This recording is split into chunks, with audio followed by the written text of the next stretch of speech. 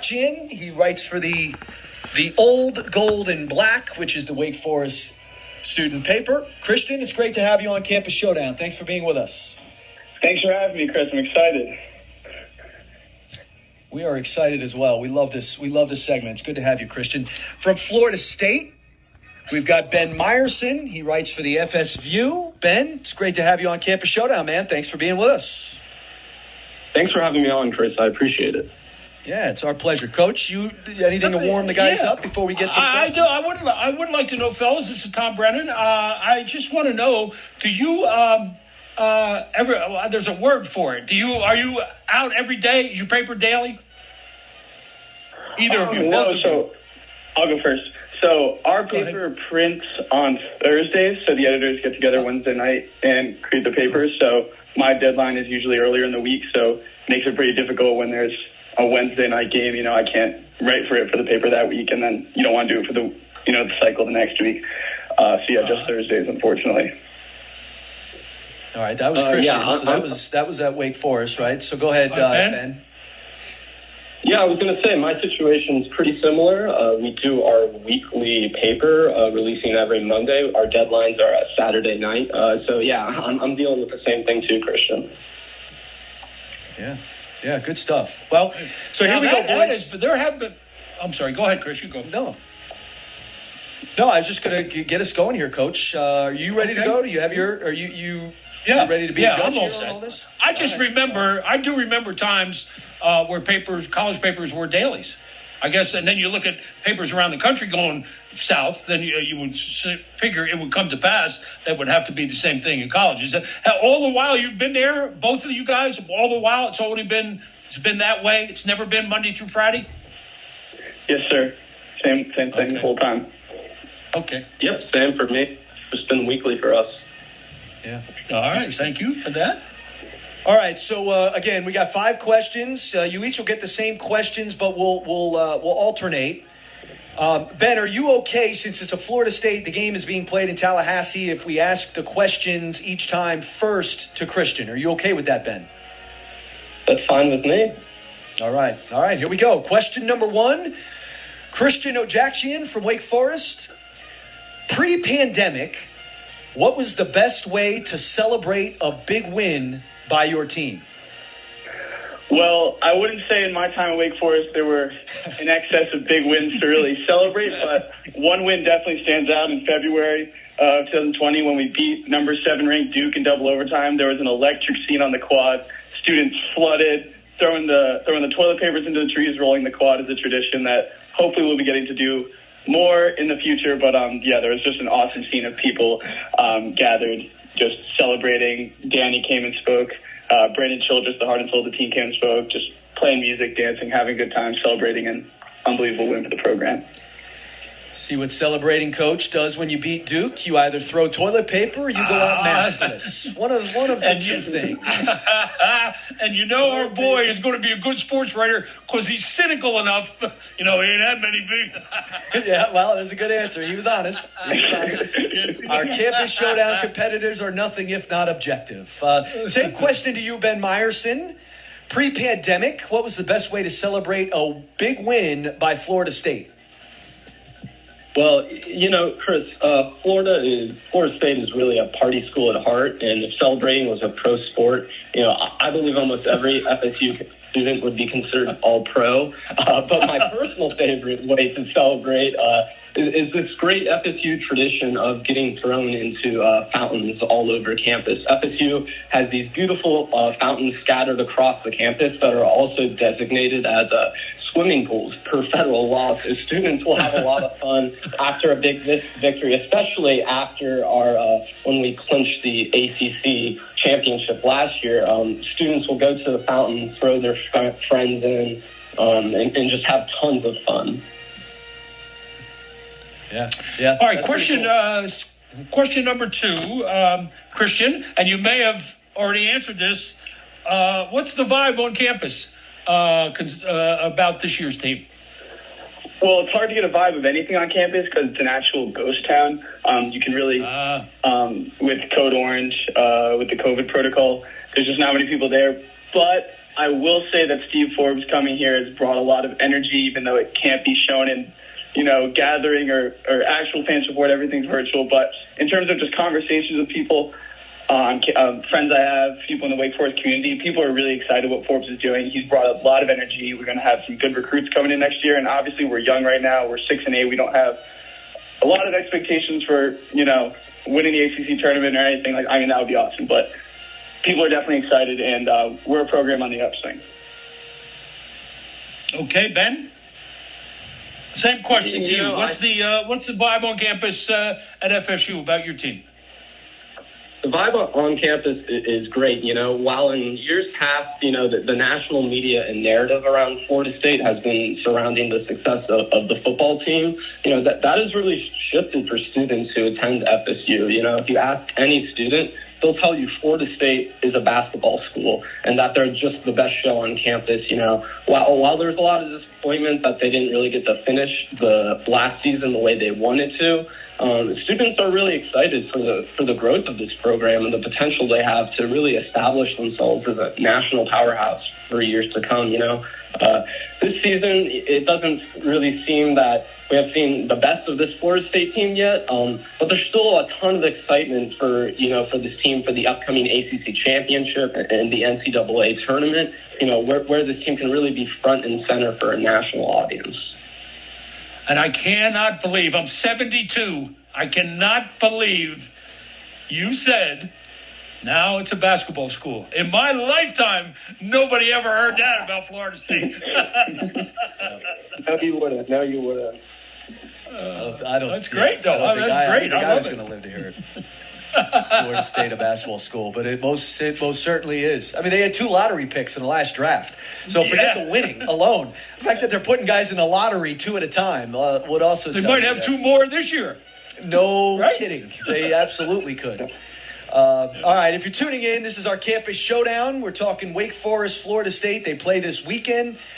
We've got 2 reporters on, student reporters from both schools. Christian Ojakian from Wake Forest writes for the Old Gold and Black. Ben Meyerson from Florida State writes for the FSView. This is question number 3. We'll go back to you, Christian. What's the best advice you've been given about being a student journalist?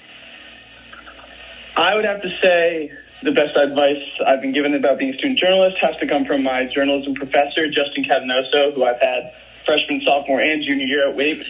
He really taught me how to approach a game and really think about what is the story of this game. Once you watch the game, every game has individual storylines, and just to really find the news and to get to that right at the beginning of my article. And I've always had that eye watching my games, looking at stats after the games, and in the way I approach asking questions after the game, really finding that real meat, that story of the game.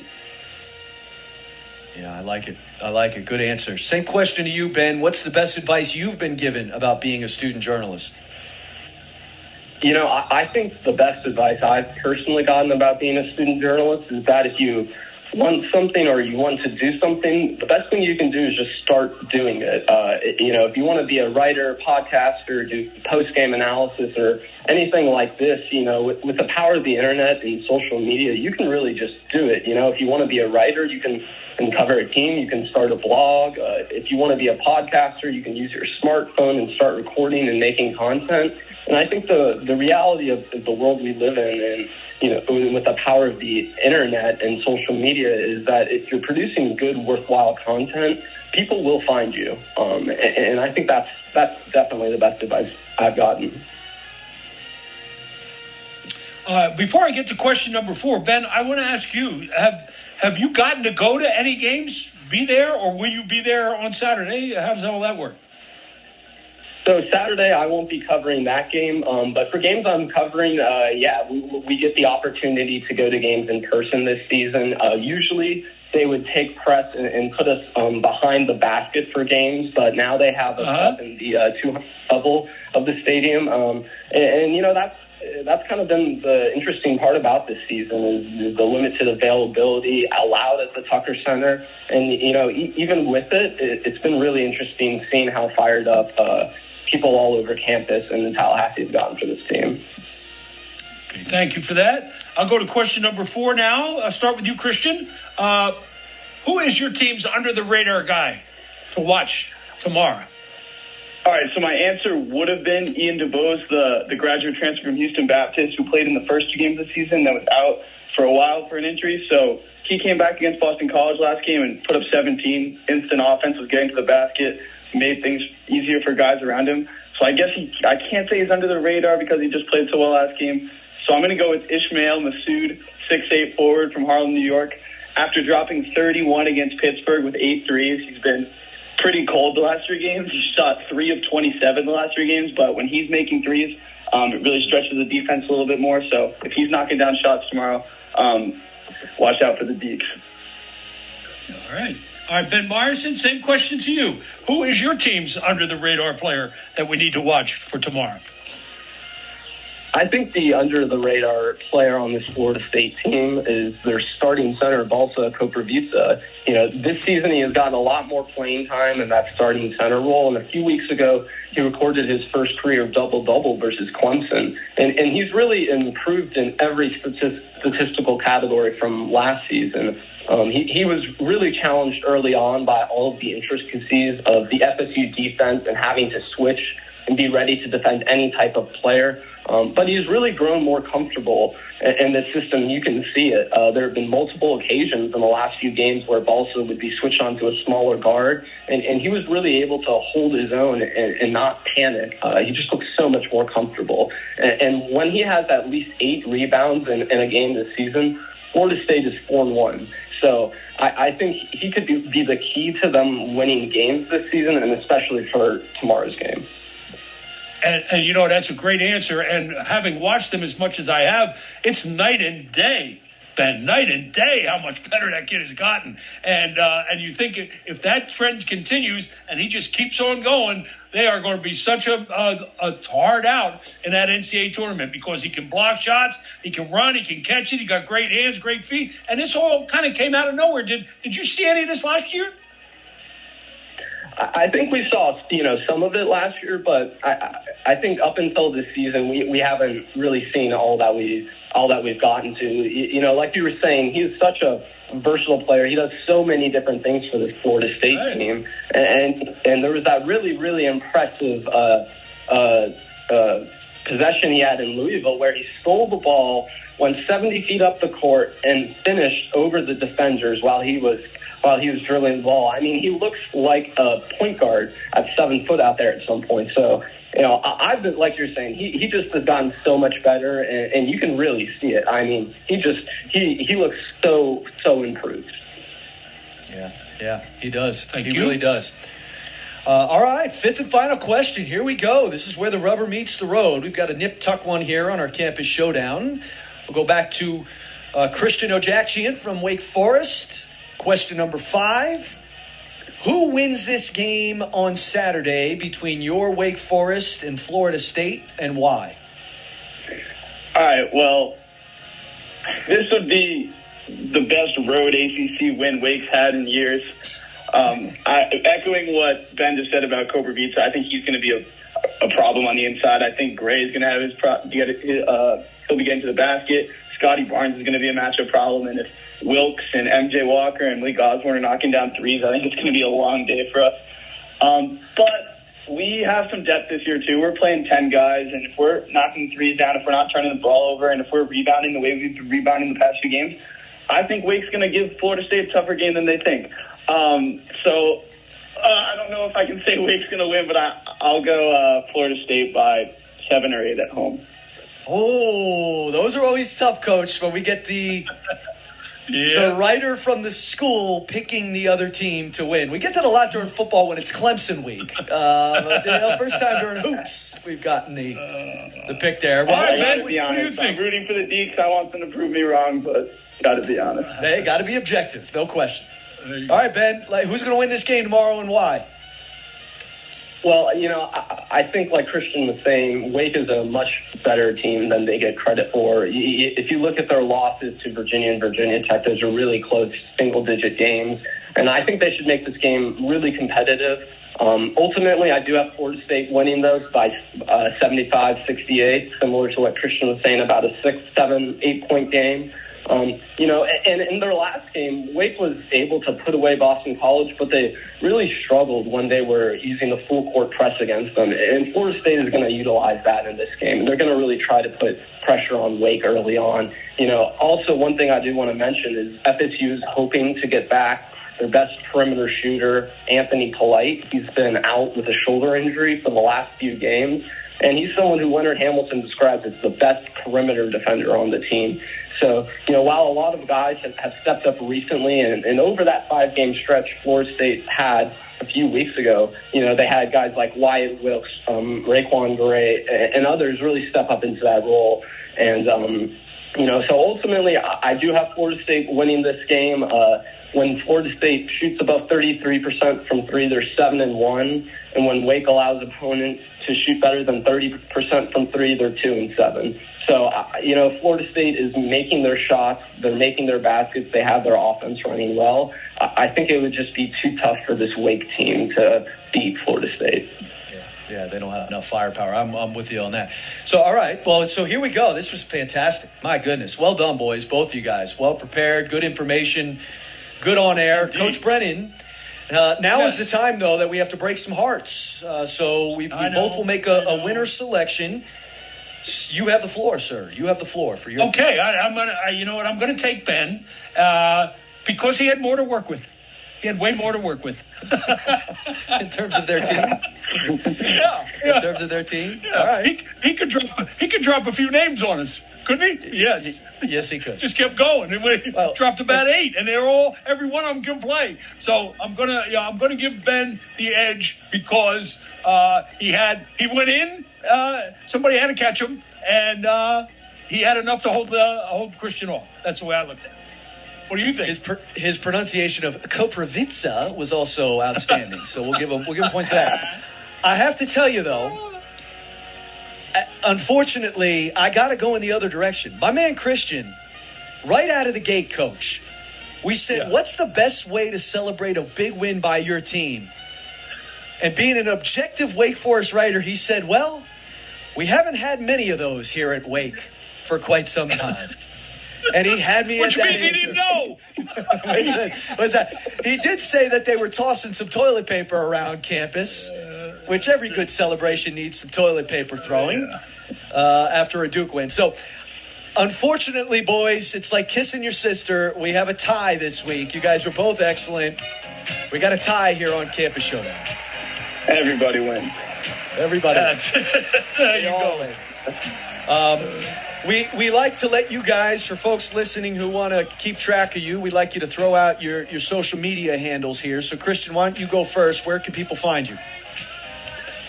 So I am currently redoing my Twitter to make it public. So I'm going to be at Christian O'Jackson, which is a lot of letters. So hopefully you can find me if you get the ODJ. There's not many other people competing with me in that part of the alphabet. So yeah, can't be many Ojaxians. Yeah, no doubt. All right, so there's Christian. Evidently, he's going public with his Twitter. I mean, can I ask you this, Christian? Is your appearance here on ACC Today the springboard to a public Twitter account? I think you may be right. I think my commentary is becoming more and more wanted by the people, and Let's go. I got to do what they want. Let's go. We have facilitated many transitions to Twitter. We had a guy who was only on Snapchat at one point doing a showdown, and now he's all over Twitter. He's a Twitter maven. That's right. Mr. You Ben, can find me at myboy.com, and it's never been used. It hasn't.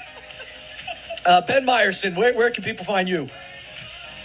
So people can find me on Twitter at by Ben Meyerson. It's pretty simple. I'm a writer.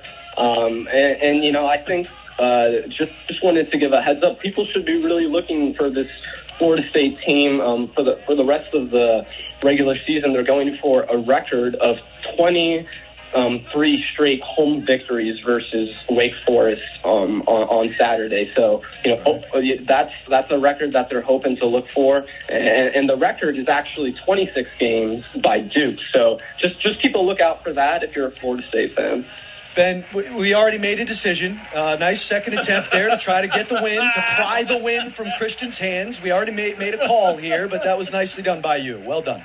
Thank you. I'm just giving you a hard time. Hopefully you're not. I have a dry wit. Boys, you were excellent. Thank you so much for coming on. Fantastic work. Thank you. Thank you so much Great for job, having me. fellas. Nice to meet you guys. Yeah, likewise. All right, pleasure. there you go. It makes you feel better about the future. That's why I love Campus Showdown, Coach. Makes you feel better about the future. It's a lot better than it looks. I promise you. How did Well, I'll ask you this when we get back.